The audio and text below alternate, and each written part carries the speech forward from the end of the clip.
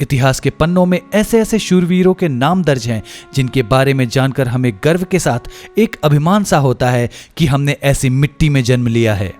आज फिर हम एक ऐसे ही माटी के लाल की शौर्य गाथा ले आए हैं और वो वीर गाथा है लेफ्टिनेंट धर्मवीर के नाम पर।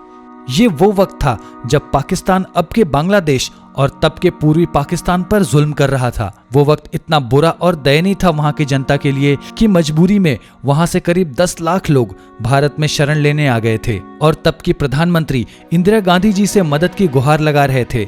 तो भारतीयों ने भी मदद की ठानी और फोर्स को पूर्वी पाकिस्तान में मदद के लिए भेजा। लोमड़ चाल चलने वाले पाकिस्तान ने यह सोचा कि भारत की आर्मी इस समय पूर्वी पाकिस्तान में बिजी है, तो यह अच्छा मौका है हिंदुस्तान पर हमला करने का। और इसी इरादे से 3 दिसंबर 1971 को जैसलमेर के लोंगेवाला में पाकिस्तान ने 65 टैंकों के साथ हमला कर दिया। हमले की भनक लगते ही लेफ्टिनेंट धर्मवीर ने मेजर चांदपुरी को इसके बारे में रिपोर्ट किया और मदद के लिए कहा, क्योंकि वहां उस समय सिर्फ सैनिकों की छोटी सी टुकड़ी ही थी और सामने टैंकों और हथियारों से लैस हजारों की तादाद में पाकिस्तानी सैनिक। वो पल बहुत ज्यादा उलझन भरा था दोस्तों, क्योंकि पीछे हटना भारतीय सैनिकों की लिस्ट में नहीं है, लेकिन हथियार और मैन पावर की कमी को भी नजरअंदाज नहीं किया जा सकता था। और सामने 65 टैंकों का जत्था एक पल में बाजी पलट देने की ताकत रखता था। तो ऐसे में उन्होंने अपने सीनियर चांदपुरी से कोऑर्डिनेट करके एक प्लान पर काम शुरू किया। इन सभी लोगों के पास 3 ही लैंड माइन्स थे, तो करे क्या? बाकी के जवान इसी सोच में थे कि ऑर्डर दिया गया कि उन 3 लैंड माइन्स को सबसे आगे लगाया जाए और पीछे खाने के टिफिन को इस तरह लगाया जाए कि वो दूर से दिखाई दे। और फटाफट इस काम को अंजाम देकर धर्मवीर दुश्मनों का इंतजार करने लगे।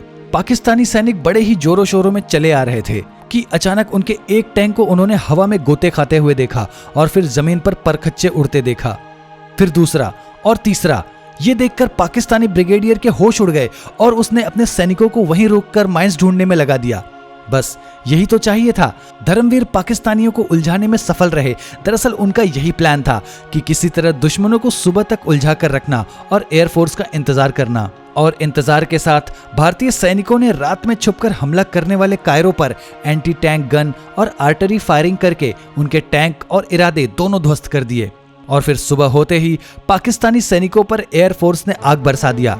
लेकिन दरिया दिली की मिसाल बने हमारे शूरवीरों ने घायलों को वापस चले जाने का मौका दिया। दोस्तों 1971 की उस लड़ाई में हीरो रहे हमारे लेफ्टिनेंट धर्मवीर जी बाद में भारतीय सेना में कर्नल की पोस्ट से भी नवाजे गए और सेना में अतुलनीय सेवा धर्म निभाया और 16 मई 2022 में गुरुग्राम के अपने आवास पर चिर शांति में विलीन हो गए। दोस्तों यही वो रियल लाइफ हीरोज हैं जो हमारे जीवन में मोटिवेशन का सही स्रोत बन सकते हैं।